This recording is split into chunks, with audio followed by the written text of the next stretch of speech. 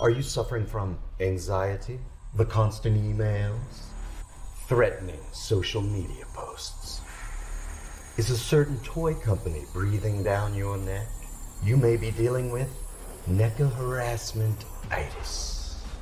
I'm Timmy Mint, a 20-year toy advocate attorney for the law offices of Mint and Mint. And I fight for toy collectors' rights. And I won't stop until you're satisfied. And my word comes graded. The law offices of Mint and Mint. And Timmy Mint got me 2.5 million flag points.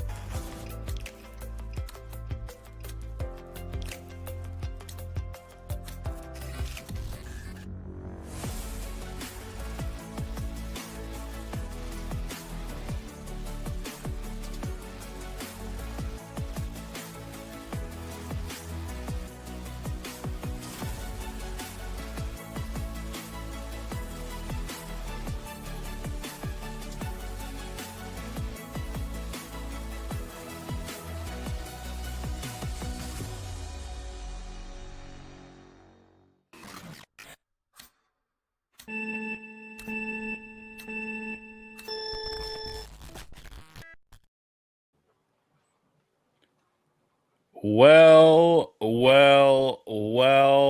ladies and gentlemen, boys and girls, children of all ages, it is the 2024 Box Office Graveyard Awards. Yes, the annual tradition right here on the Shadow Nose Network, the show where Hollywood's worsts comes to rest as we dig deep into the most catastrophic flops, cringe-worthy performances, and soul-draining disasters of 2024. Tonight, we'll unearth the most cursed scripts, dissect the franchise failures, and bestow the dreaded and coveted Golden Tombstones upon the very worst of entertainment. So stay tuned, grab your popcorn. This is the 2024 Box Office Graveyard Awards.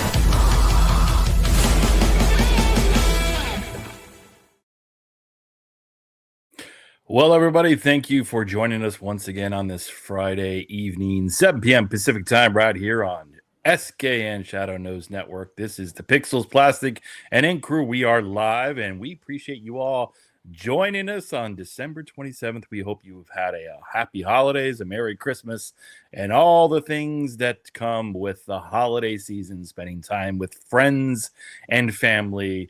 But what better way to wrap up the end of the year than the holiday tradition that is the Box Office Graveyard Awards.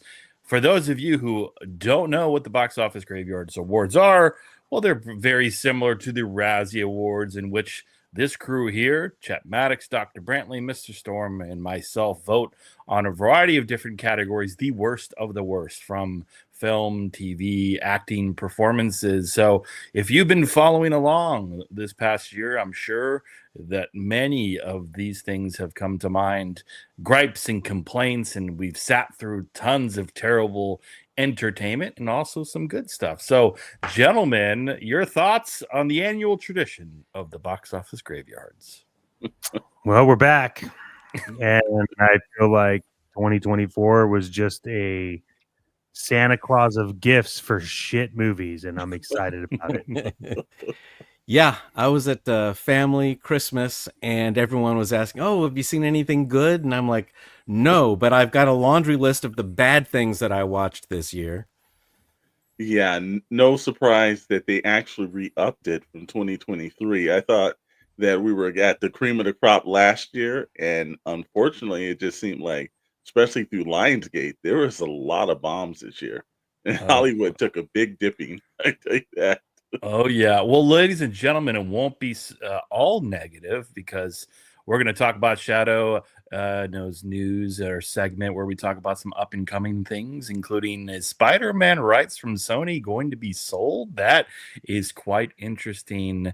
We'll see. And plus, is Keanu done with John Wick, the legendary franchise? Plus, we will predict what the best film will be for next year as well. Gentlemen, do you recall our last year, what we thought was going to be the best film of the year? Certainly do, and we were correct. And that was Deadpool and Wolverine, who we all thought would be right. Now, I do recall Dr. Brantley, someone, a close personal friend of yours, had mentioned that Joker 2 was going to be one of the best movies. He thought, we'll see. We'll see what our thoughts were. He thought Joker 2 was going to be the biggest box office, blowing Deadpool and Wolverine out of the water. He thought it was going to be the biggest movie of all time, like Titanic level. Well, close. Yeah. Just close. It could might get have hit there. an iceberg. Might have sunk as the Titanic, but in terms of beating Deadpool Wolverine, it did not. So, without further ado, I know we left our tuxedos in the closet, but Mr. Storm, it is now time to unveil the nominees and categories. All right, there you go. Got it float up on the screen, and we've got some very interesting ones this year. I will say we actually last year was the first year, but now we've gotten some of the things down. So there's the Golden Tombstone Award, which is the cream of the crop. It is the worst film of the entire year. And actually, if you look at the lovely Chet Maddox right over there, he can actually show you what our winner will get and everyone else. We ship them out, but now their choices, they want to receive them. They can, but chances are no one wants these actual. But you never know. Somebody may come on one year might want it. They might be worth a lot of money one day. So I agree. They might be keepsakes. Or we should just send them to their agents. Yeah, well, yeah.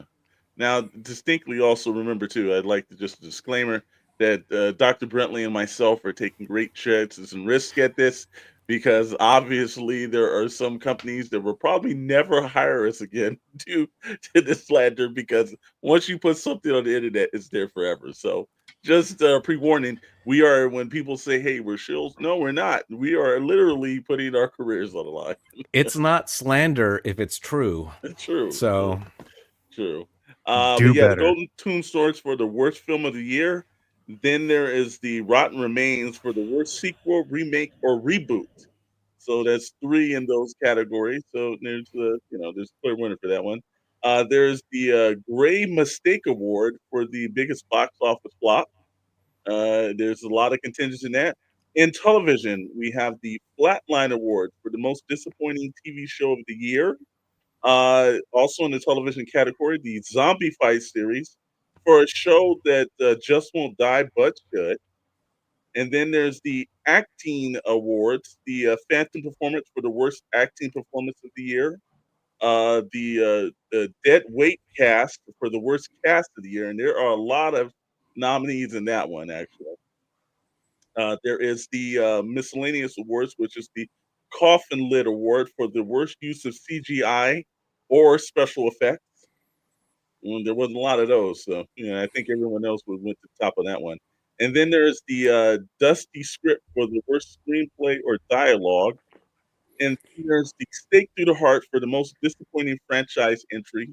And one that we threw in last minute is Digging Their Own Grave Awards, which executives around Hollywood have done that. So without further ado, That's the one that's going to get us in trouble. Definitely. Our agent right now is hopefully he's not watching. So then we throw into it.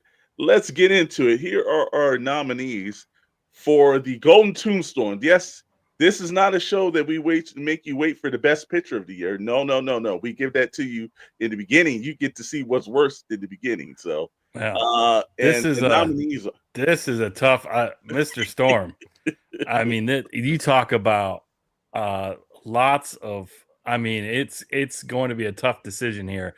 I mean, all of these captured none of my attention in 2024, and yeah,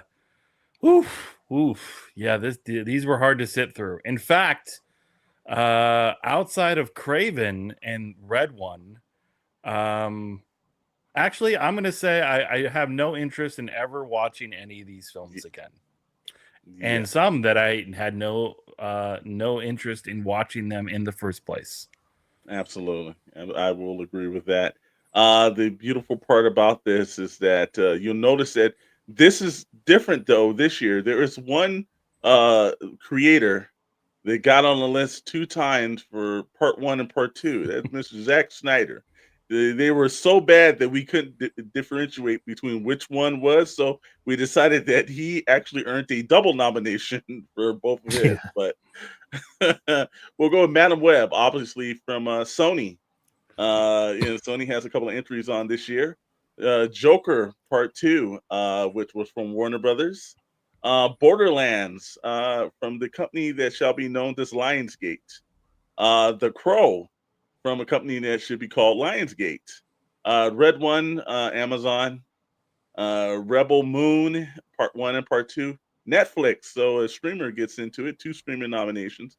And then the last of the list is Craven by Sony. So there are a couple of studios with multi nominations here. I don't know if they should be proud or they should start thinking about things.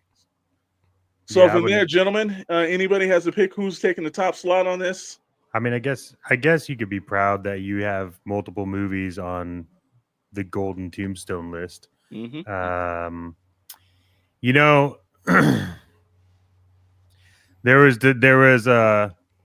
There was debate on whether or not this was going to be the Golden Tombstone or is going to actually make a dumpster fire award. Yeah. And I think the dumpster fire award would have been a lot easier because I could have put all of these films inside the dumpster. I don't know. Like I'll tell you this. My hat is going off between a battle between Joker and it's between Madame Web and Craven for me, because I understand Rebel Moon is bad. Okay. Yeah. But the problem that I have is that when I look at the Golden Tombstone Award, this has to be a film that fucking made it into the theaters and somehow got space, time, and money to be inside a theater for theater owners to lose profit and to make poor decisions, and then people question whether or not that theater should be around. So Okay. when you look at it that way, yeah, Red One was trash. Yeah. The Crow is something that nobody asked for and no one gives a shit about. And I'm sorry, Richard, but that's just the facts. There's no need to fight over it. It's not a fight. There's no debates. Rebel Moon, Netflix can afford that. You know what I'm saying? Like, yeah, whatever. You know, Amazon can afford Red One. What's impressive is Madame Web, Joker, Borderlands, also Borderlands. It's bad. I don't think it's as bad as the two I mentioned, but for me, my vote is going between Joker and Madame Web, and I'm not sure. I'm just not sure because I'm convinced that you could combine these two and it would be one movie, and you'd be like, yeah, that made sense Okay. because it's just trash. Very good explanation. Now, to let everyone know that we went out to an outside firm for all of our votes that are tallied up right now. It's the Reimagine Creative Group actually did the accounting this year for it. So to let you know, it was independently known. So we don't even know who's won or who lost actually technically. Oh no, they're But winners. No. Let's get this straight, Kay. This isn't a loser show. This is the okay. top winners of the shittiest things that happened in the year. And that's why it's called the Box Office Graveyard Award, which, by the way, like Brad said in the beginning, we may be making these awards ourselves now, but in a couple of years, you'll see these things are going to get better and better. And that's just because we're going to make them better and people are going to want the originals and we'll have them. So these are all winners. Going forward, everybody in this is a winner. It's just that you don't want to be a winner of this award. And it will be forged in the ashes of the prints and digital copies that were burned. So, well, let's unveil it. All right, we are going to go. Now, And ladies and gentlemen, the winner of the 2024 Golden Tombstone for the worst film of the year, ladies and gentlemen, it is Joker Part 2. Tony Phillips. Congratulations. Joaquin Phoenix. Lady Gaga. Isn't it Lady Gaga? Hey, you know what? Let's sing a song in honor of Joker 2. Hey, right? you know what? How about we don't? No, we don't want to do a musical podcast? Okay, I was just throwing it out there. Now, congratulations, Joker 2.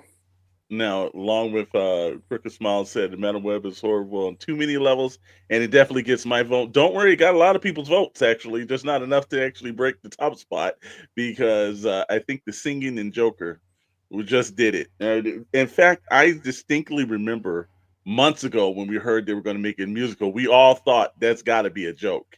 And then we started seeing some of the stuff. I was like, this film's going to bomb like there's no tomorrow.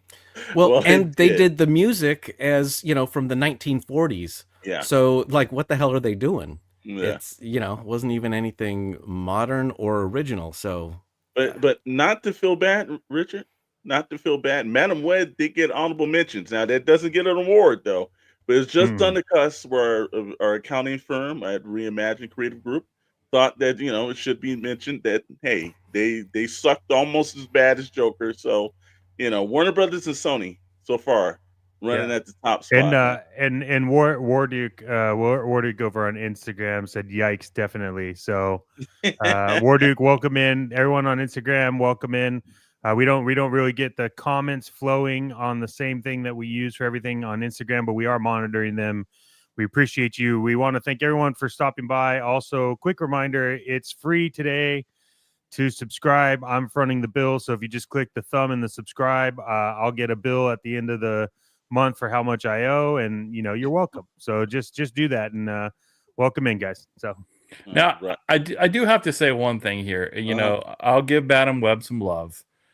It is by far the worst poster of all of them. So you know what? You didn't take home the worst film, but you got the worst poster. So congratulations. Which should be a new category for next year.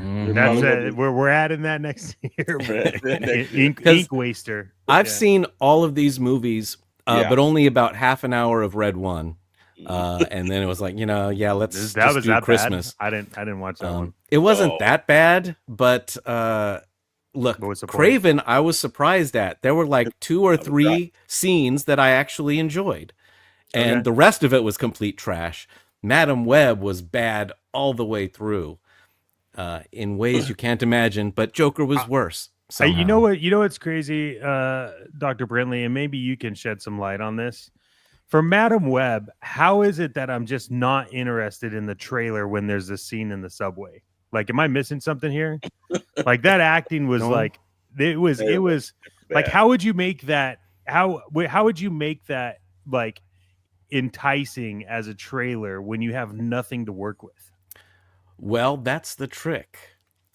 Some people can do it. Some have to put people it- can't. Do you have to put you it know- out of order sometimes? Oh, yes. Okay. Never put anything in order. Yeah, That's the okay, worst that's thing for a trailer.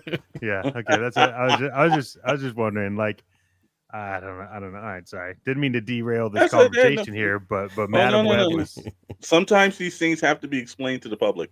Yeah, and I'm gonna be surprised at this winner right now. I'm completely honest because like I thought that at least Joker would have had like Lady Gaga to go off of, but I mean she was a good actress in American Horror Story, but after that it was just kind of like I don't know what's going on here, and to turn the Joker into a musical, what I think that's just I don't know.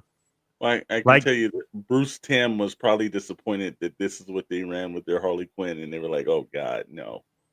Well, they said that she wasn't even Harley Quinn though. I know, but technically, Yeah. like let's just because you don't call a character that, She- say she- it's not. She was Harlette Quincy. Yeah, and he wasn't technically Joker either, Yeah. if you want to get into it. So Well, here's the interesting thing is Todd Phillips, obviously the director, Yeah, creator of this, did not at the helm of this made this creative decision, but I'm very excited because they're actually offering Todd Phillips to direct the new Avengers Doomsday, which will be a black and white silent film. So I can't wait to see that.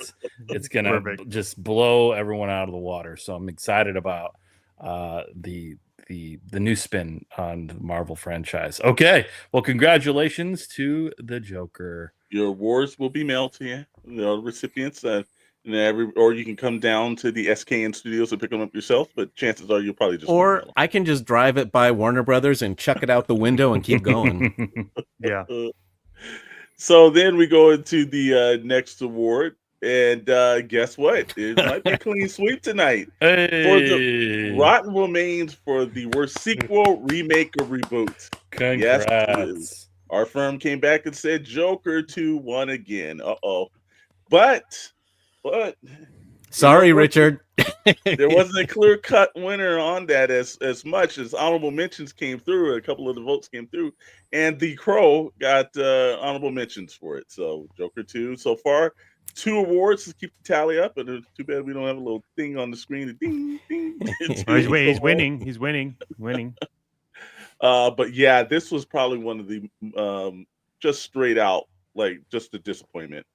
And when he said a second film, first of all, this was one of those films that never needed a second film. You could have just did the first one and just left it alone. But obviously in Hollywood, they're not going to do that, And actually, Richard's chiming in because I know he said I'm going to be an only fan of the movie. Well, look, if they did it right, Yeah. it potentially could have. I don't think it would have made Deadpool Wolverine money, but it would have made crazy money off the first success. And if they turned it into like maybe less dark and more evolution into Harley Quinn and the relationship with the Joker, Lady Gaga, like I don't think anybody had any problems with it until they found out that it was a musical and they catered to her. But if it was just the film, it would have done well if they just did like replicated the success of the first.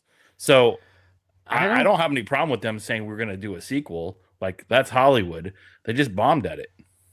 Yeah, I don't think though that they tailored it to her because she didn't have Yeah, this exactly. much singing. Like Yeah. he was doing more singing and he was bad at it. Yeah. So Yeah, Joaquin can do a lot of things. Singing is not one of them. And also paying back money to a studio. Him and Todd Phillips, they won't be doing that. yeah, you owe us $200 million. Oh, yeah. Good luck. Well, that's the reason why the Batman is delayed till 2027 is because this money was lost on this film. Oh, yeah. They're like, oh my god, we need more, we need to budget the Batman for 2 years from now. So Like the I great don't know. Harlan That's just Ellison a made up said, thing. That's not the case, but maybe it is. Who like knows? like the great Harlan Ellison said that they'll be out there sitting on a street corner with a tin can because they're definitely going to need to do that. So on to the next one, Joker right now and everything. So that like the old Johnny Carson used to do his gag and everything. So that I see something else in the future coming. Let's go on. The I don't think you Great can make the. Mistake Hey, Award. I don't think you can make those references for our audience. No one knows Oh, Johnny Carson. I'm sorry. Some of them might be as old as us. Sorry about that. Yeah. I don't I know. totally I don't forgot know. about that one. And everything. Wait, are Yeah. you saying that the Joker 2 is won the trifecta? It is. Yeah. That's what. Yes. Oh The- my! What an The achievement! Great Mistake Yeah, Award, we're the good. biggest I box mean, office flop. Congratulations, Joker, Of for the 2024. trifecta. Wow! I'd like to Now- point out too that the Joker did the trifecta, and Yeah. Zack Snyder had 2 movies. Yeah. Mhm. Was Yeah, this it only impressive? took Todd Phillips one movie to do it. Yeah, this guy, he should make it. If anything, he's not efficient. There, Yeah. So, also, due to our accounting firm, let us know that the honorable mentions go to the Sony Spider-Verse. They said that between Madam Web and the Craven, and there was even a vote for Morpheus, even though it wasn't actually released in 2024. Well, what I love is that Sony's probably going, "Oh, thank God, Joker 2 bombed," because they would have Yeah. definitely took this big L with Craven. Let's be honest, in Mhm. terms of box office. Absolutely. Although I don't know where Red One is going to net out at comparative to how much they spent. I haven't checked the latest data. Maybe it'll hit rock bottom. But Rock I don't. bottom. I don't. Hit the Yeah, I don't wrestling know joke. what the budget was, but I'm sure Dwayne Johnson and Chris Evans not cheap. No, it was Oh. huge. It was, it was one at of these least like 10 million. 275 Yeah, million so- or something crazy. We'll see at the end of the year which one is worse in terms of actual flop. I heard itself. on that movie, everyone that was a supporting actor or like background actor got a bottle of piss, which is kind of cool.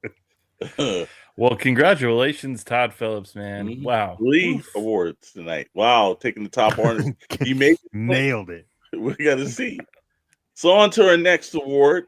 I believe we move into television after this. Oh. Thank God Darth Moocher's not watching tonight because it would break his heart. But the television award for the Flatline Award for the most disappointing TV show of the year.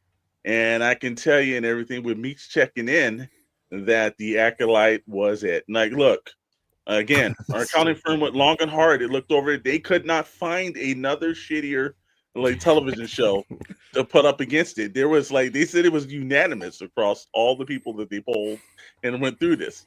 This was the Acolyte, and unfortunately, we have nothing. They say even Star Wars fans agreed this was terrible. So I will say, if the Acolyte was a movie, Joker 2, there would have been a debate in would've terms won. of No, it you would have won. had something that could have been incredibly successful in a franchise, and I don't know what in the hell creatively you were doing. And I know Darth Moocher tried to explain and defend He's this right. unsuccessfully. Unfortunately, he did lose the lightsaber battle when it came to trying to say that this was any redeeming quality to this at all. No. Yeah. But he did get a haircut, so He did get a haircut. I mean, when's the last time you heard of a Star Wars epic budgeted TV or film, specifically TV, that was announced to be canceled or not renewed so fast? I Like, don't remember. That's never happened. Where it's like, one season we're done, folks. Yeah. Like, just we heard you loud and clear. That is an epic failure. But and that's after they aired season 1, episode 1. Yeah, I All mean, right, we it get was- it. We understand. We're done. And I get it. Look, we talked about it before. I think there was some elements of here that people did not like in terms of, you know, things in the political landscape and, how people are feeling about what it did to different creative backgrounds of were Jedis and all that stuff. But I think Dr. Brantley said it best. It was just shit. It had nothing to do with that. It was just a bad TV show. And just so we know, care Ward less about any of that other stuff. It was just bad. Ward over on Instagram agrees. So Yeah. it was incompetent just on the basic levels of a television narrative show. Yeah. You know, like, oh, we'll build up a mystery. Oh, we'll solve it in the next scene. It's like, what? What are you doing? And my favorite part of all, and this is going to be tough to beat for a long time, her job was putting out fires in space. On the outside of ships in space, fires raging. We got to put that out. And her job is to put it out with a fire extinguisher. Yeah, That's the how it works in dumbest thing space. I've seen.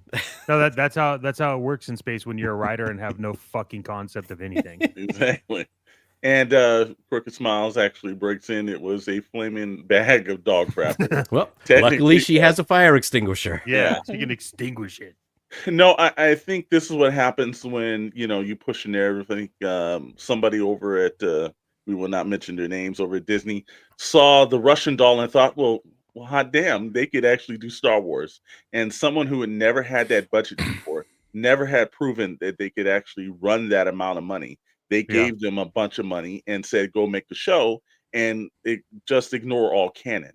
Yep. And I think that, what you do when you don't respect the material and you don't respect the creators before, and when you do have people that work at Disney that are actually quite knowledgeable and are in place because George Lucas put them in place, maybe you should pay attention to that. Unfortunately, it seems like that tone deaf attitude still is not fully gone through over there, and we'll have to see. But this definitely, there was no debating when I was like, what was the worst television show of the year?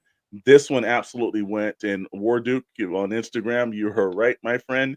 It is absolutely deserves the #1 spot. So yeah, and Wardick also said they should have followed the director of The Mandalorian, which I think everybody could agree that they should have done that. Absolutely. Well, what I don't understand about, and we've talked about this, but like there is no point in trying to like think so outside of the box and to appeal to such a small audience when at the end of the day the intention is to drive like subscribers or box office revenue. Mm-hmm. Have we learned nothing about Tom Cruise and Top Gun and kind of catapulting Hollywood back? It was a popcorn movie. It was good, but it came at a time where people just wanted entertainment and a good story and just action sequences. Deadpool and Wolverine, why did it work? They gave the fans what they damn wanted. Mm-hmm. And I don't understand when you have franchises that have so many, like a large fan base, DC with Joker 2, act like Star Wars. All you had to do was just give them a little about maybe not everything, but give them what they want. And it would have made so much money. Or this would have been like one of the best oh my God, like we're seeing here with, Skeleton Crew, right? So I just don't understand. There isn't a secret sauce. The secret sauce is just like what is going to appeal to the masses, where people will go in and pay $25 a ticket, eat their popcorn, and walk out satisfied. You know what? You know what's crazy? Yeah, you know what's crazy about that, Rad, is if you guys remember too, Top Gun 2 did so well, and that's even with the backlash of changing the jacket. I don't know if you guys remember that whole situation. But there was like this backlash of like they couldn't have like Taiwan on the jacket because it was going to be shown in China and like all this crazy stuff. And there was a lot of backlash. And then Top Gun was postponed, but it still came out and it still did really well because of exactly what you said. It was like I could just go sit in the theater and watch a movie and leave and be like, yeah, I didn't have to use my brain. It was fun. It was loud. It made sense. It was intense. Like it was great, and that's with backlash. So it's not really like the backlash that kills these movies or people say whatever. It's really when it's like when you watch something, you go, well, you didn't even try. That's when the movie fails. And that's what everything that we have tonight that we voted on throughout the week, it's all the same thing. It's all, you didn't even try. That's the problem. Like you had an IP, you didn't try. Madam Web could have been an amazing film. But you didn't try. You didn't find anybody that knew it. You didn't find anyone that understood it, and you made a movie. So yeah, I think they come about all of these projects wrong. Like your Madam Web, your Craven. Like Craven does not have a story. If you watch it, it's scenes and things happen to him, but he's not actively searching for anything either internally or externally. He's Yeah. just a character that is being thrown around by what's happening outside of him. And that's just not compelling or interesting as an audience member. You want to be invested in them.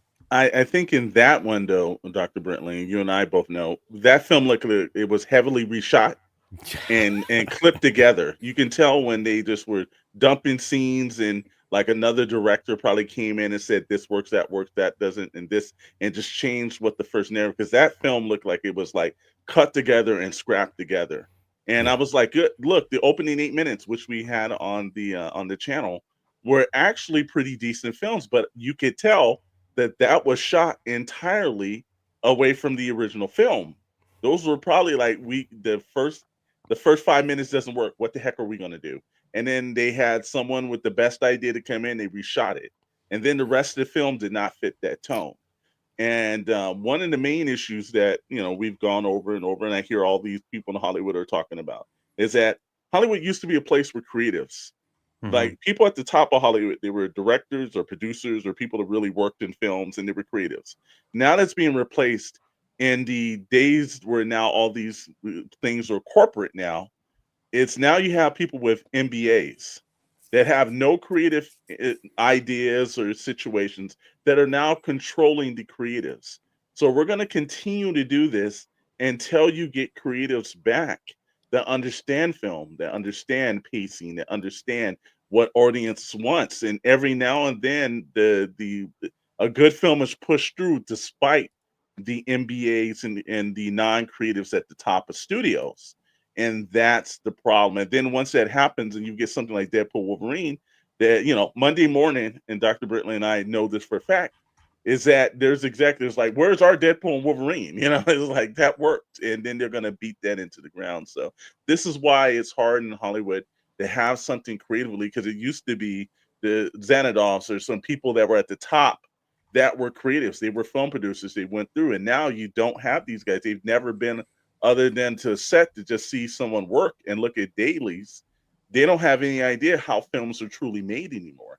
This is why we're running into these problems with these countless films that just don't make any sense. So on from that rant, we still got some awards to give out, and damn it, we're giving them out. Sorry. Rolling through the next one, we still in the category of television, the Zombie Fight series for the show that just won't die but should. How fitting. Like this one, it was so many Walking Dead entries that was given in that we actually just had to say the Walking Dead universe. So if you look on the screen, you've seen it, like, my God, in less than 20 years, this is the amount of shows they did out of this one IP that's still not even producing comic books anymore. Look, it had its run. I think it had five or six maybe totally good seasons of it all together. But they have, when you're talking about just beating something into the ground that's dead, well, this series actually has continued to do it. I think that they are just basically, AMC is banking on this one. I think it was Breaking Bad, this, and I think they had one other show that they've always tried to like maintain. I think now they're trying to do that with the Anne Rice universe. But Walking Dead needs to be put out the pasture. It's beyond its point, and every now and then there's one or two good episodes that somebody says, hey, yeah, that was pretty good, but as a whole, it's pretty well forgotten about. Anybody's ideas or segments on this? I mean, the data analytics must be telling them that there is a core audience here, and it must be relatively cheap to produce. I mean, No. so then what is the story here? How is this happening? Like something, they're not making these just to make them. Something here at AMC is telling them that they're making money somehow. Yeah. So advertising revenue must be happening, subscriber, there must be a giant base, a core audience that's doing it. Because there's no way they're making this many spinoffs without that. No, I think it's the ad revenue, and because it was the number one show for so long, that they can charge more for their 30-second spots than any other show on their channel. So if they have a Walking Dead show, they can charge more, and they probably make up all the difference. Well, the worst part is I don't think anybody is really brought The Walking Dead in a relevant conversation in a very long time. And again, it's like, if you're Robert Kirkman and through all the controversy and everything that he goes through, from the comic book end, AMC is basically going to run this into the ground where even I think in the comics it won't be profitable, because after a while they're just destroying the IP, and I don't think that you could, once they do this damage, you're going to have to do it like the way they did the Joe Schumacher's Batman. You're going to let this sit and go dormant for a long time until people forget about the first series, and then reboot it. So I think they're just doing detrimental harm to any other, from merchandising to other properties. You can't do anything with this anymore because you're cramming every time we turn around. There's another show they're cramming down their throats. Yeah, I don't get who's watching it. I like, outside of you all, I hang around and talk to different people that are into different franchises and same shit, sci-fi, zombies, horror, all that stuff. Many people, work colleagues, all that.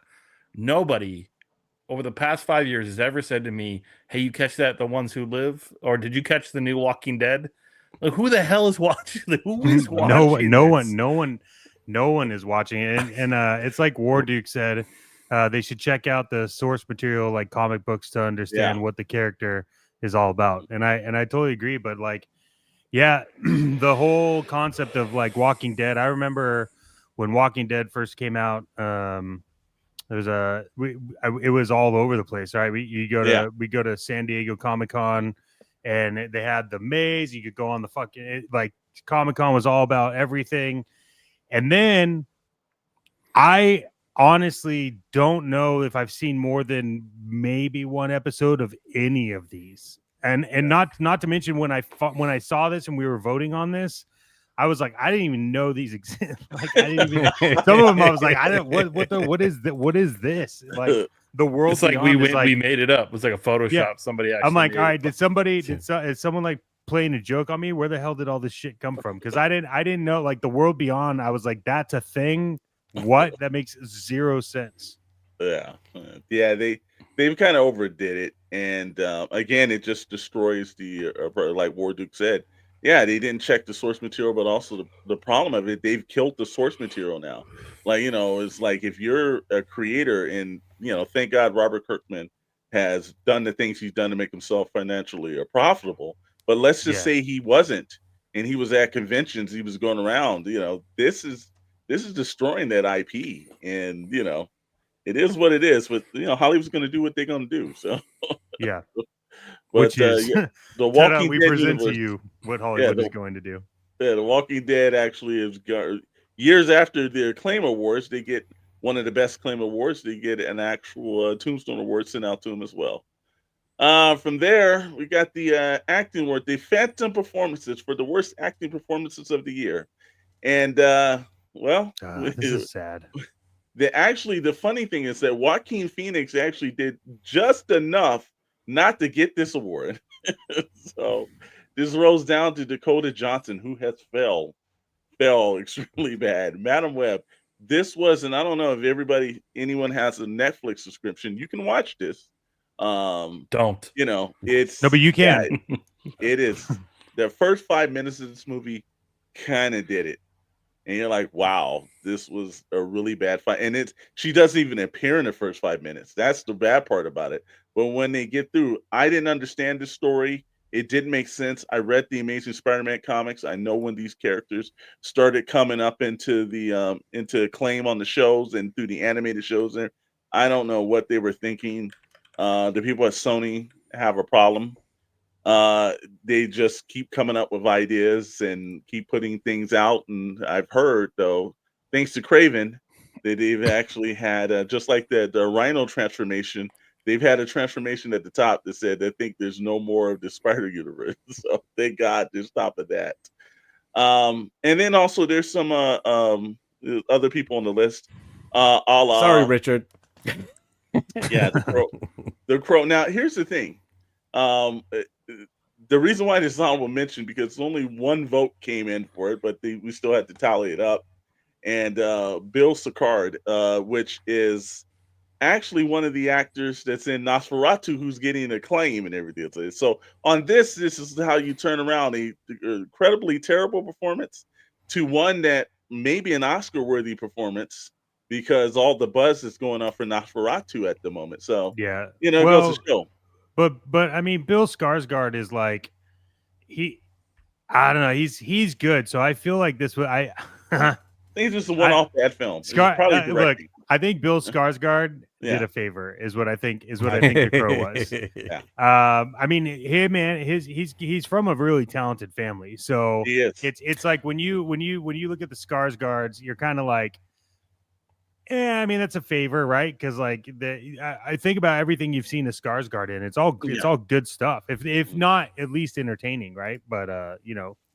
Well, this was the one that Jason Momoa was going to do, and after reading it and doing everything, he's like, "No, I'm not going to." He was like, "Who's new and number? So, who's this?" Yeah, the guy who signed on to play Aquaman, that latest movie, just said that the Crow script was bad. Well, not tell you everything you need Conan. to know. He also did the reboot to Conan, so this is a guy that this is beneath my standard. I've seen bad scripts, and this is the worst. Yeah. Well, and then also how they keep giving this man series to TV shows and situations. But this is, if you haven't watched Borderlands, it just you have to just watch it. Even for 15 minutes or so, you have to watch it because this was absolutely a piece of garbage and one of the worst casting decisions I've ever seen. A guy that's 4'5.5", that they put him in a military situation. I don't know how this man keeps pumping out stuff in Hollywood. He is absolutely. Maybe there's a little bit of that Cat Williams stuff might be. I was gonna say Cat Williams knows why he told everybody. There's some truth to this because it wasn't in the acting. I can tell you that. But out of all the dumpster fire that was on, Borderlands, it just remotely stuck out that this was like, why is he even in this movie? But or why did he even make the movie? But Kevin Hart, I don't see an upside to him. Actually, yeah, that's the one thing nobody does. Brought up. He said he played a 6'5", 275 guy. He's 4'3.5", and about 96 pounds soaking wet. So I don't know how he keeps getting in these films, but again, Cat Williams is a good Club Shay Shay. There might be a little truth to that. Moving on to the next word, the deadweight cast. Well, we couldn't narrow this down. But from this, the worst casting choices all. Now, the reason why the Acolyte and Madame Web both made this list, and they're tied at it, was because this was something that I hadn't seen in a very long time in Hollywood, and we all discussed this. Both of the cast trashed the fandom while the film or the television series within the first couple of days of being out. Yeah. And they were already just crapping on the people before they got in. Oh, this is the reason, that's the reason. They started excuse blaming instead of like internally looking like, no, the source material sucked and all of our acting sucked, because in the Acolyte, there's somebody that there was some nepotism in that. They one of the directors casted their wife in it, and that was the worst acting performance I have ever seen outside of a third grade play. This person should never act in Hollywood ever again. They didn't before, so it's like this was terrible. Again, I've seen little children do with Shakespeare in the Park better than this. And go ahead, Mr. And for Madame Web, the same thing. The cast members just destroyed this on the press junket, and this is why both of these win equally for the worst cast. Go ahead, Rat. Well, I was just gonna say, Sydney Sweeney is probably one of the hottest actresses. She's everywhere, right? Everyone, guys are drooling, girls are drooling at her. She's like everywhere. SNL. They couldn't even get anybody to show up to this theater just to look at her for like an hour and a half. Yeah. Like that. That's how bad. Because she's not in it for an hour and a half. No, but how would anybody know? Like, she's on the poster, she's in the trailer. You figure, like, okay, like kind of like the Halle Berry effect. Like, we're hoping like people will go see Catwoman. Maybe it's a bomb, but it's just, like no one even showed up. They couldn't even get the hottest actress to entertain people. That's how bad this movie is. And that's like, and what are the cast choices here? Like, who said Dakota Johnson could hold her own film? I mean, Yeah. who in their right mind said first to greenlight this damn project, but then also say Dakota Johnson is box office worthy. Let's give her own Marvel movie. Like, what are we talking about here? Well, Madam Web did not need an origin story. If you're going to No. do Madam Web, you do it with her already in place, and you try and come up with an interesting story. And also, she should probably be a little closer to the comic book, like an Yeah. old lady, not Dakota Johnson. Did But they you even did they even give her an origin story in At, the They comics? no, did. the whole that was the entire movie was Yeah. her No, in the- origin in the- story. No, in the comics though, did she have an origin story? Probably not, because I she don't- started no, I as like an old lady. Nobody I don't think cares her anyway. origin. Yeah, I don't think her origin Yeah. story was more than like a panel or maybe a Exactly. whole, maybe a page. Uh, But yeah, no one watched the Spider-Man, Spider-Verse, anything, and was like, you know what?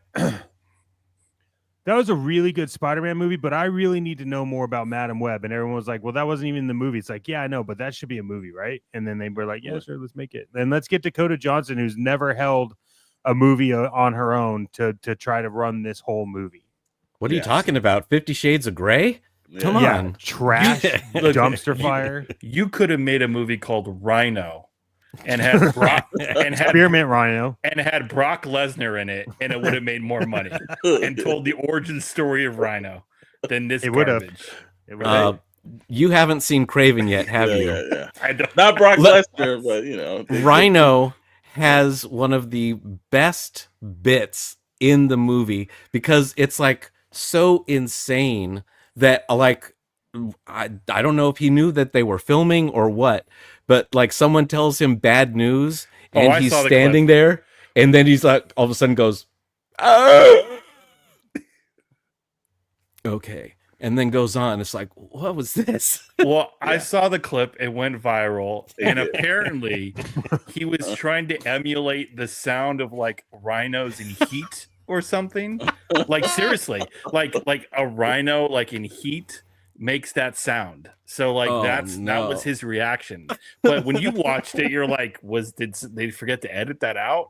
Like, how would we have put two to two together? So I'm definitely gonna watch it when it comes to streaming because I'm so fascinated. And the CGI does not look great, but No. but better than maybe someone else who might win an award for worst CGI, which I'm excited to get into very shortly. Yeah, and honorable mentions is Borderlands, which actually Mr. Crooked Smiles pointed this out. Cate Blanchett played a 22-year-old. This was the oldest cast that I have seen. That they had Jamie Lee Curtis, Cate Blanchett. They had Kevin Hart. They were all for this is supposed to be a video game movie, so it's supposed to be Hey. something towards you. This movie was synonymous with like you owed the studio. Yeah. Like yeah. you owed us one film. You don't Mhm. get to say no. You have to be in this. Let's be I didn't- honest. yeah. Everybody want- in this film did not want to, but there were No. some clause or some threats or some Or some IOUs. blackmails or something. Let's be honest. I Yeah, couldn't watch it just because Cate Blanchett was in it, and I'm like, no, I don't want this to ruin my image of Cate Blanchett. Yeah. Nah, I'm good. Yeah, I'm good. let's be Underworld was honest. rad. Like, I'm good. But just, Yeah. I'm gonna leave it alone. No, out of all this cast of name stars, the only one that was any good was the one, the young girl that I had never seen before. And it's like, oh, okay, Yeah, because she's she wanted to doing actually something do good. it. She's the only Yeah. one that's like, this is my big break. Little did she Well, know. The rest of the cast is yeah. like, when's this shit over? Can we get to Well, the well, trailer? when you- When's lunch? when you sit next to Blanchett, Jamie Lee Curtis, and Kevin Hart, and combined, they've made a lot of money in Hollywood. You're like, all right, and then you actually go see the movie. You're like, yeah, well, all right. Well, they didn't Maybe make I'll it on keep this that one. job as a waitress. What they should have done is Yeah. had Kevin Smith direct this and then document behind the scenes of them not giving a shit and then tell the story in the documentary On of AMC. Borderlands behind the scenes of how shitty the cast like performed, and that would have been more interesting. So on AMC. Yeah. yep, Yep. yeah, No, on AMC. no. Comic book It's biz. there's some terribleness. So on to the next category. Yes. Hey, he The gets Kaufman an Awards award. for the worst use of CGI or special effects. And Zack Snyder's taking home a double award. Right here. He is getting it for we could not decide on which movie was worse in the CGI or special effects. So we decided that we got to give it to both Rebel Moon Part 1 and Part 2. Yep, definitely Netflix has entered the category at this moment. So, again, you will find no complaint. This was the hardest film sequence to sit through. And I don't know what Snyder keeps doing, but I couldn't even sit through the extended cut. I'm like, there's no way. Like, I have to get paid to sit through the extended cut. I can't do that for free. Well, the CGI was so it was not it was it I was so blown away with how bad the Yeah. CGI was. Like, this is a Netflix big budget series, and thank God to James Gunn for getting Zack Snyder's name in the limelight and positive. Yeah. He's ending on a high note, because this new Superman trailer, everyone's like, Zack Snyder was better. His trailers is better. His Superman was better. I'm like, leave it to James Gunn. Like, Rebel Moon's a disaster, but Zack Snyder might go out on top comparative to what the Superman is. But I think, aside from the movie and the plot not being able to sit through the first one, I was so shocked with how just rough the CGI looked. There was lots of parts where it looked unfinished. It looked like Sci-Fi Network stuff in parts of it. It was just very strange to me. And I Absolutely. bet part of it is because it was unfinished, because after the first one, they're like, well, we're not going to pay for finish the rest of these effects on part 2. Yeah. So, Yeah. I mean, no one was watching these, and there was no reason to be a 2-parter. This had enough story for one movie only, and he added a bunch of extra BS that did not need to be there. Yeah, absolutely. And from there, we'll click it in to the let's see, I'll make sure. It's kind of strange. Is it well, okay. Guess it's acting up tonight.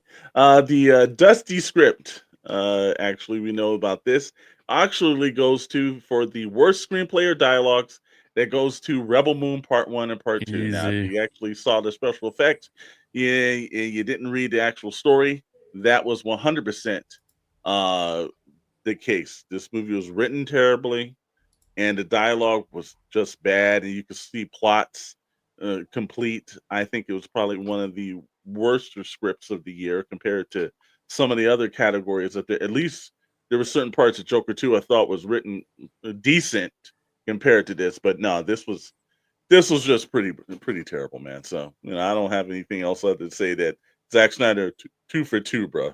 Special effects and the script, you got it, bro. Madam Web was lucky. Yeah. Because could have very easily taken both of these awards as well. Absolutely, it could. And from there, we'll jump into the stake through the heart for the most disappointing franchise entries. We had a 4-way tie, and if you've seen any of these movies, Joker, The Crow, Madam Web, and Rebel Moon, Part 1 and Part 2, doesn't matter which one you watched and everything.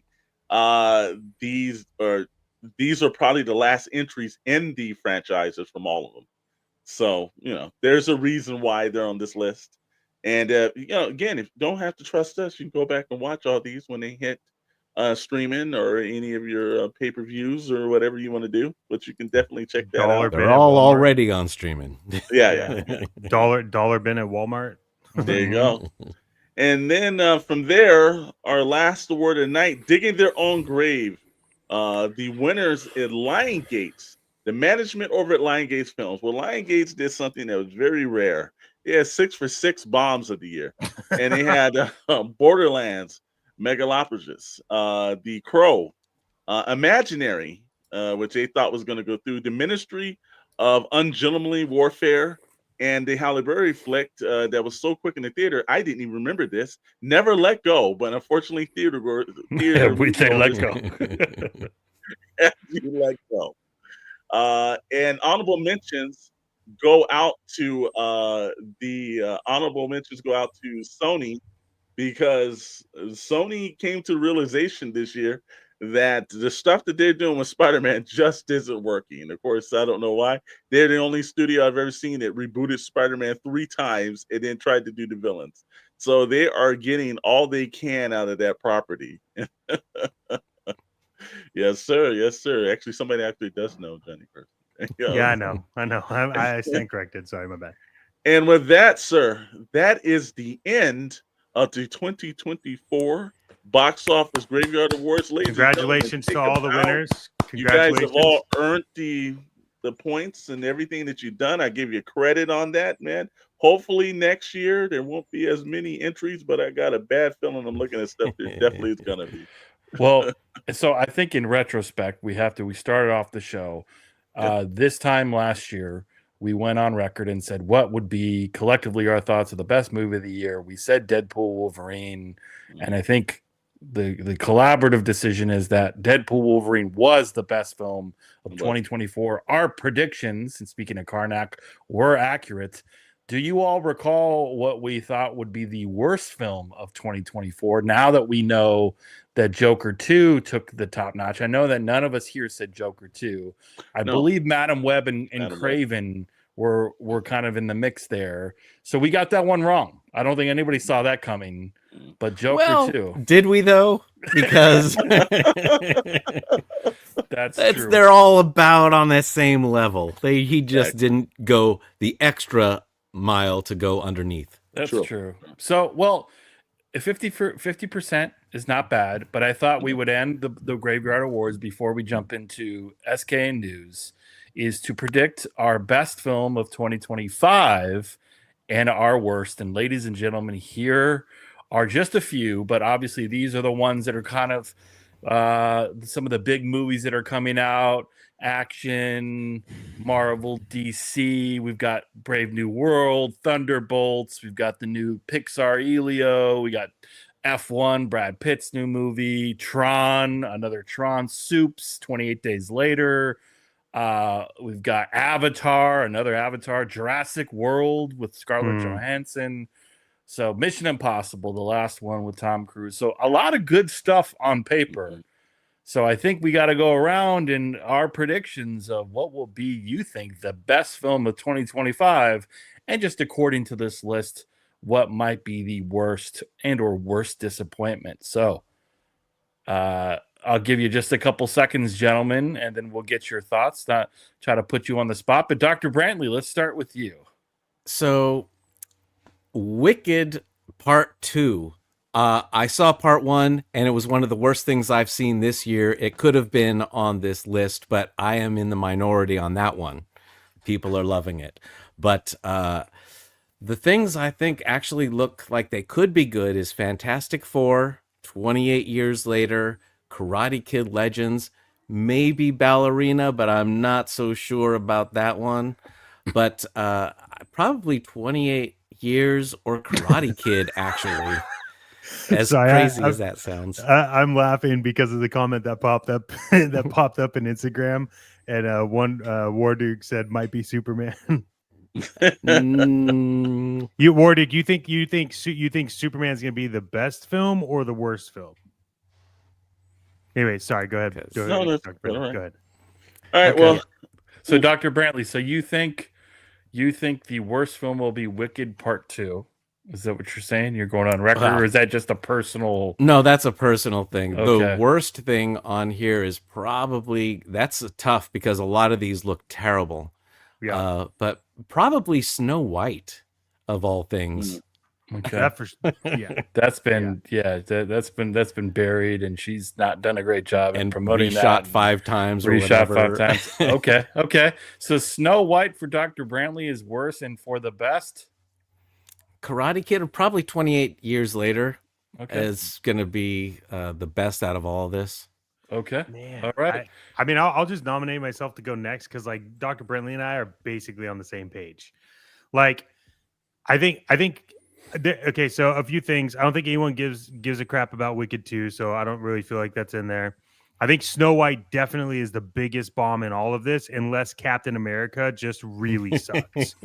and so what I would do is I would compare how much they're spending on Captain America, which is a god awful amount, more than most countries' GDP, and then Snow White. But Snow White right now is far ahead in the worst film of next year. 28 Years Later, I feel like will be the best movie next year, only because it has such a cult following, and they haven't done a bad one yet. And so I'm really hoping that's it. And I think one of my I want to say probably one of the ones that I think I'll be surprised. I want to be surprised on, and it's kind of two of them. But I think Fantastic Four and then Tron is kind of got my interest. I just don't know enough about it right now to call it. So mine is 28 years later is going to be the best film, and Snow White's going to obviously win the worst film. Okay. I'll make mine quick. Fantastic Four, best film of the year. 28 years later, probably between the two of them. The worst film of the year. That one, I think it's probably going to be Snow White. I think the biggest disappointment of next year is probably going to be Superman. Okay. All Brad, right. You're up. Okay. I think just the sleeper for me, the sleeper could be Thunderbolts. That could be better than I think people are expecting. I'm not saying the best, but I think it could be better than people are anticipating. I think the worst film of next year is going to be Captain America, Brave New World. It just, all the proof's in the pudding. February release, multiple reshoots, multiple actors added. Red Hulk doesn't like it's. I guarantee you, it's gonna be a bomb. And I'm looking forward to Fantastic Four, but I'm gonna be controversial here, folks. I think Superman's gonna be the best film of next year. Okay. We'll see. You're in a line. I think he saves DC, and as much as Gunn's made some wrong decisions, creative choices, I think we're setting the bar so low that we're gonna watch it and we're gonna be impressed. And that because there's not a lot of hype. We've brought it down so low. We might as well just give it an award now for most disappointing. Then when we go see it, we're gonna actually go, oh, okay, all right. So that could be hope, but that's my nomination. All right. It's crazy that no one said Ballerina. I from the reports I've kind of seen and everything else like that, I think it's going to be a middle of the road, but I don't think it's going to be an overwhelming like success. I think it's going to, because the Continental TV show was like very ho-hum, and the Ballerina just seemed like more John Wick that we've seen John Wick in, So I think it's going to be good. I just think it's going to be. I don't think it's going to move the needle. I think we're expecting it to be what it's going to be. Right. Well, we appreciate you all tuning in. Please subscribe. And now on to SKN News.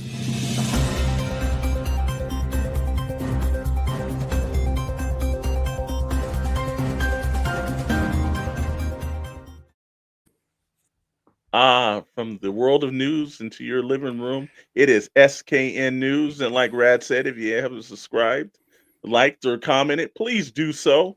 We work so hard for this. We definitely would want some appreciation back to the subscribe button. And Chet Maddox has made it for free. So we started off with a couple of key things here. We're going to go through SKN News kind of quick because we're running long. So Sony is selling Spider-Man back to Marvel. It's a rumor now. It says rumor alert. Remember, it's a rumor.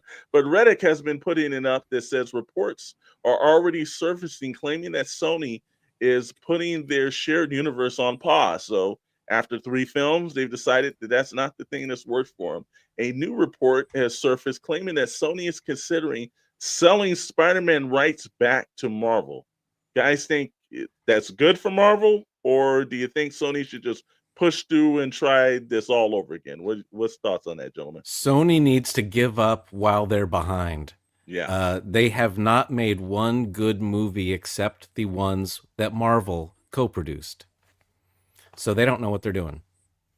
I think Sony's in trouble, and I can't imagine them selling this unless it's just a giant number that changes financial implications. But as much as this is probably more of a rumor, I can't see it happening. I would wish it would happen, but I don't think it happens anytime soon. I think what happens is that they don't sell it, but they work an agreement out to have Marvel produce the movies without them.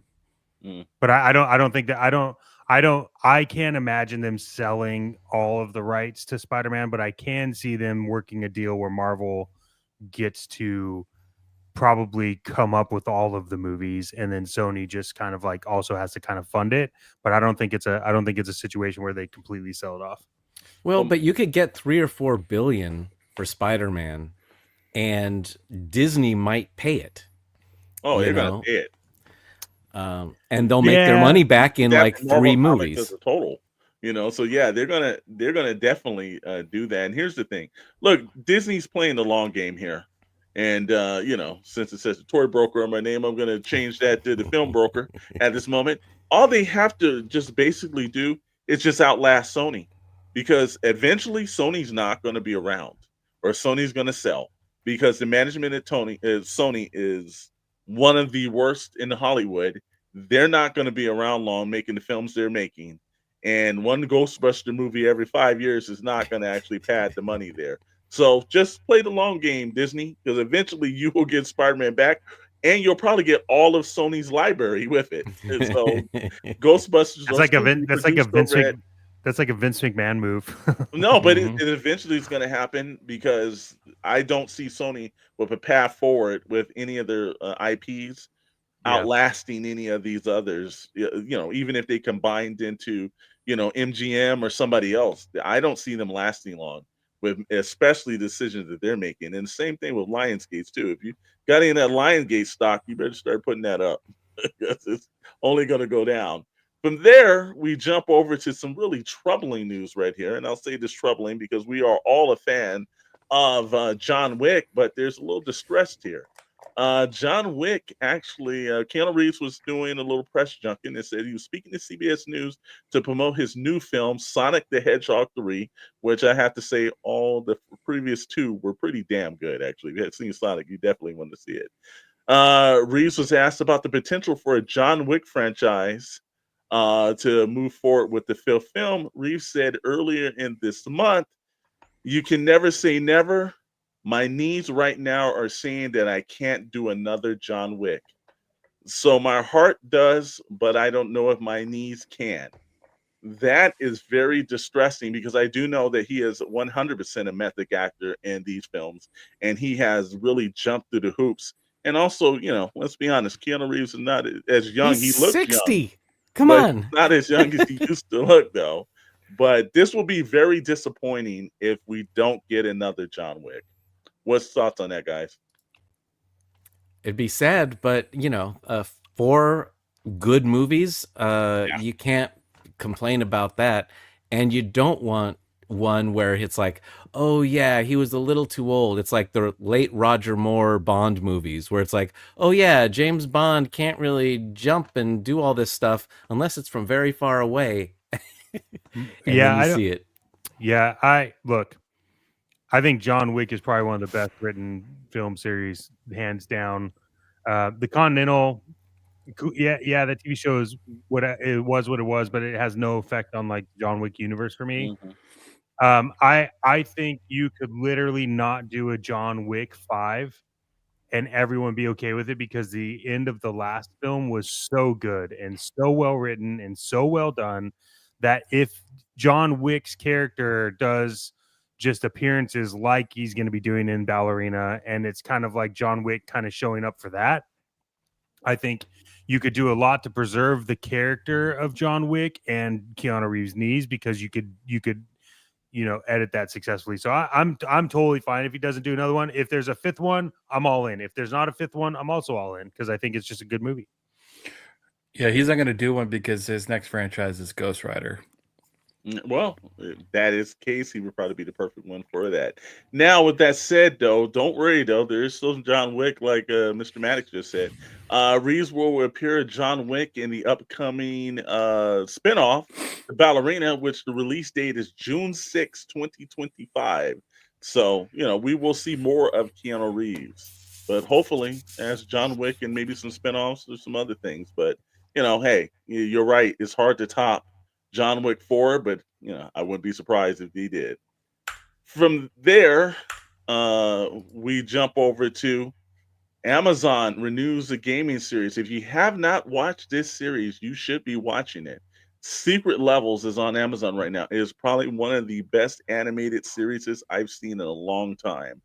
Absolutely fantastic. Well, It just premiered on December 10th, and according over to Variety, Amazon has already greenlit season 2.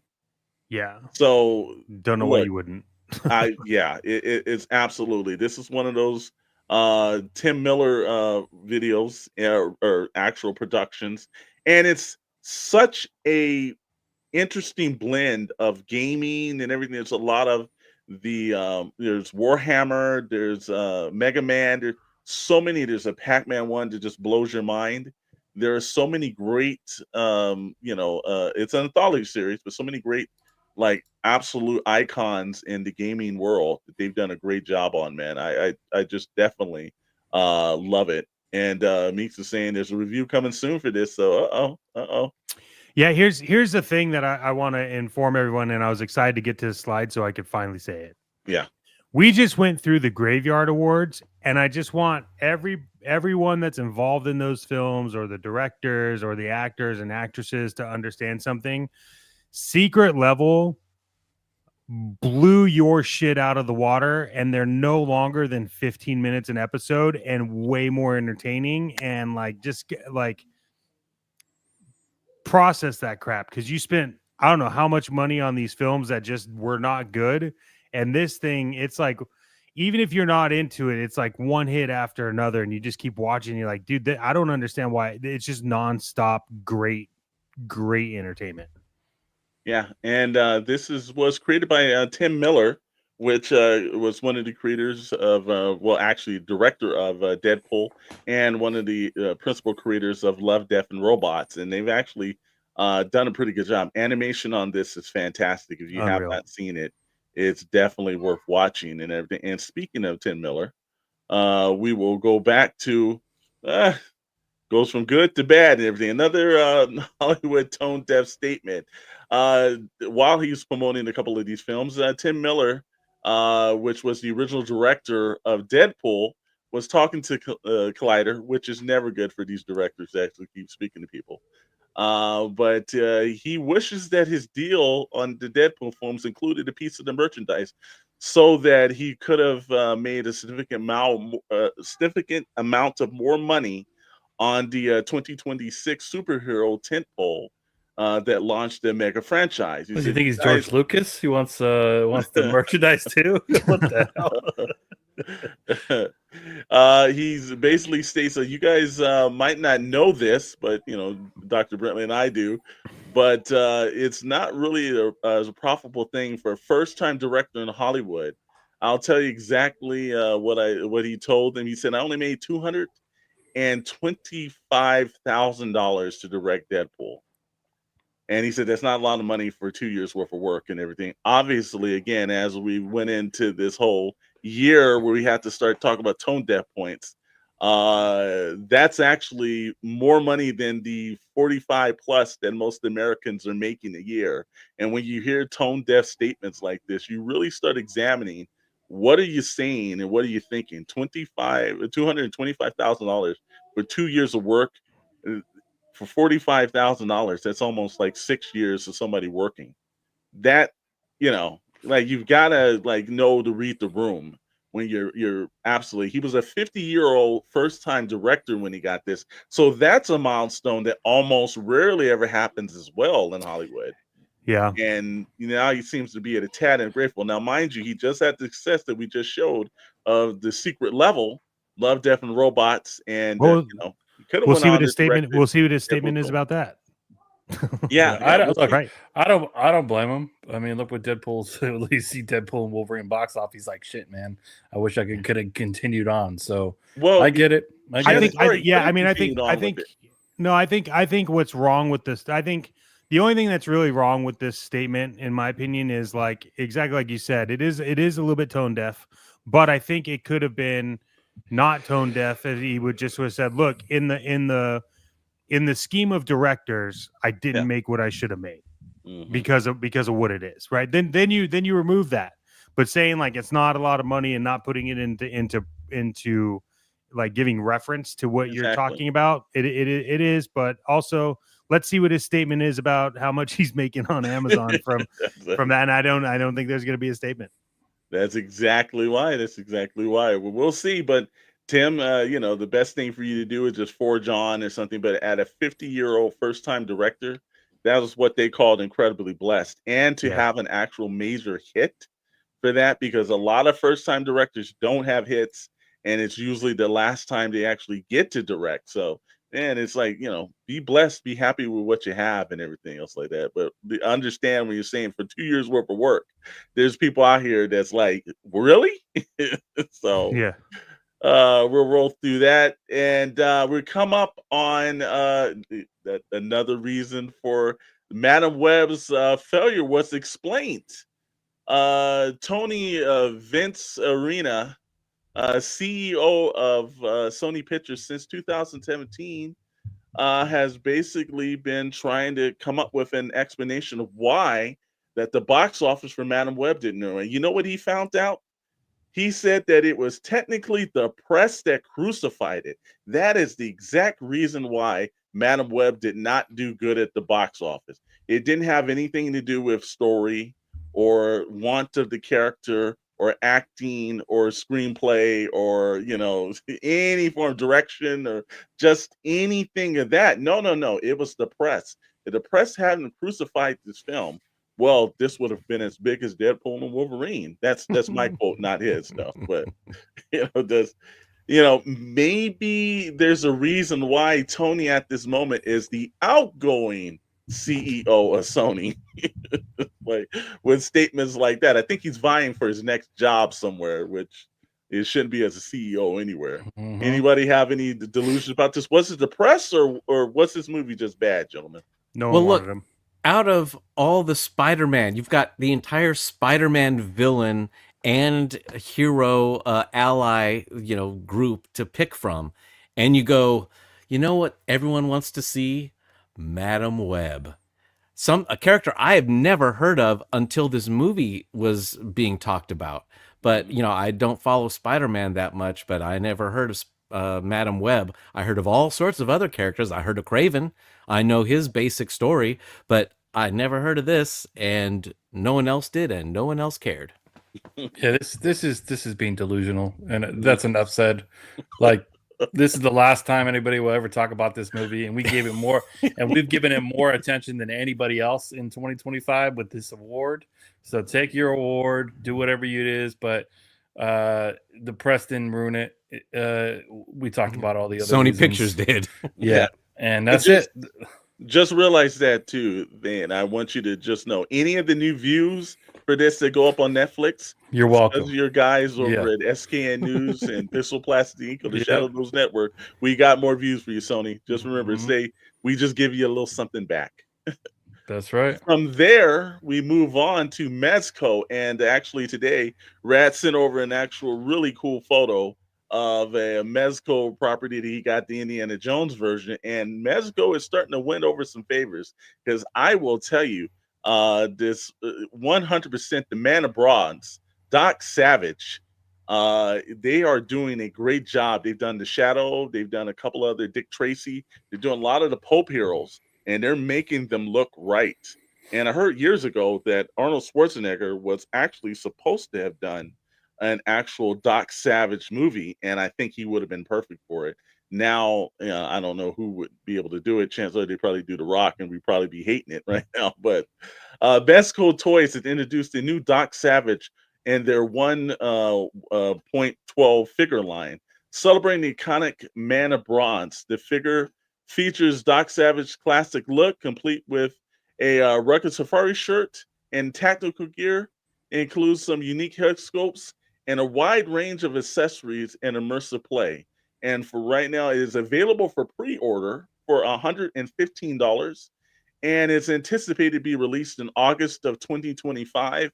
I will tell you that most of these Mezco items are extremely worth the purchase. They are really showstoppers. They are in between the high end and the standard regular figures. And at $115, usually I normally don't go over $50 for figures. Most of these Mezco ones, you definitely want to jump on. What's your guys' thoughts on the Man of Bronze? I think it's great. I think it's great that they're focusing on some of these, classic heroes and characters. I will say most of these types of figures go really fast, and they rarely re-release. It's usually a one and done, and you can join the wait list on Mezco to see if somebody cancels their pre-order, and you can jump into the queue. But most of the time, that's it, and it hits the resale market. I mean, I got a Dick Tracy set.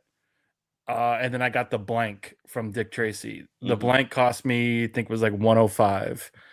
The average resale on that figure now is $500 for the blank. Like, so this is one interesting fun fact about this particular figure, though, is I was checking some of the Reddit user forums. They're waiting for the A-Team van to come out from Ramen, and that people are going to use this figure to turn it into a Hannibal. Now I could kind of see a bit of like the head sculpts and some of the things. So I'm like, okay, so like anybody that's like, I'm not a Doc Savage fan, but I'm gonna reuse him so he could sit in my A-Team van. I'm like, these toy collectors, man, it's awesome. Yeah, I'm into that. I might pre-order it now, to be honest. Well, that's terrible. Like, where are you gonna find a high quality articulated Hannibal figure? So if you need a Hannibal and B.A. Baracus in the front of your A-Team van, this is the choice right here. Well, I did order it, so we'll see. It is beautiful and looks just like those paintings of the original pulp show magazines. So I am thinking about it, but right on the cusp.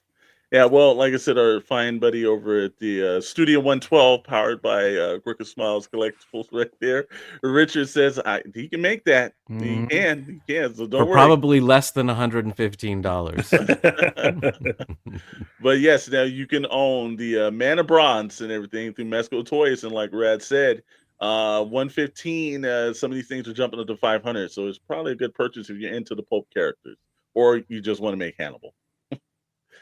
And our last bit of news for tonight was actually just popped up a couple of days ago that Toy Atlanta and the PowerCon are joining forces.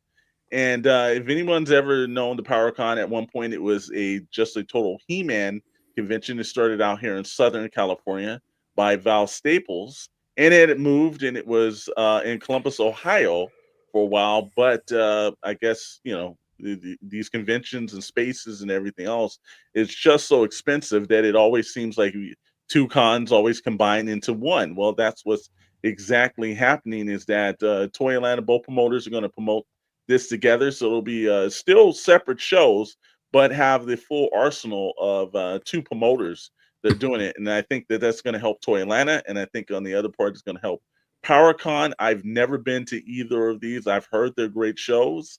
I definitely don't want to see shows end. So it's nice to see that happening. And if you are planning to go to Toy Atlanta, it's going to take place on March 28th and 29th and the 30th at the Gas South Convention Center in Duluth, Georgia. So, if you're planning to get through that. But what's your guys' thoughts about PowerCon teaming up with Toy Atlanta, gentlemen?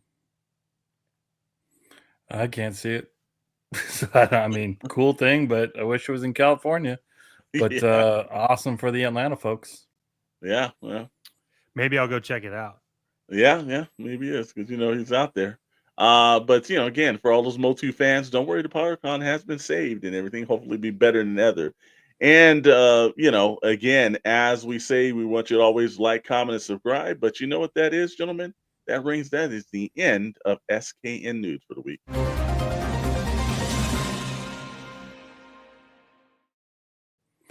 Thank you, Mr. Storm. Well, everybody, we appreciate you tuning in, as always, this fine Friday night, every Friday, 7 p.m. Pacific time, right here on the network. Also, don't forget to check the back catalog of other great content on the Shadow Nose Network. We got a variety of different content, including past episodes of this show, Pixels, Plastic, and Ink, as well as our other live show, Toybox Chronicles, all your toys and collectibles, talk, discussions. That's live every Wednesday, 7 p.m. Pacific time here on the network. What a successful show. We handed out some awards. Probably not the best awards, but the second annual, and I can't wait for next year as well. Some really great content. As we wrap up the end of the year, super appreciative and thankful for all of you subscribers. And for those of you who have given us the amount of views as we inch our way closer to 3,000 subs, which we're hoping to do over the next 30 days. So if you know anybody that likes our show or would like our show, friends, family, relatives, colleagues, please do so. It only helps the channel grow. But that's all I have. Gentlemen, any last thoughts before we adjourn and say goodnight to the audience? Thanks for tuning in. Yeah. Have a great 2025. Better than the movies that we just saw. Happy New Year, everybody. Happy New Year. See you next time. Toys versus gamers.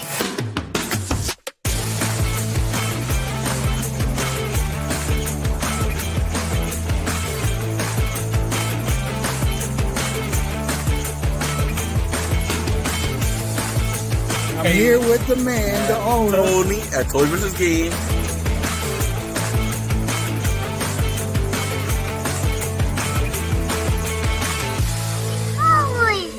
versus Games.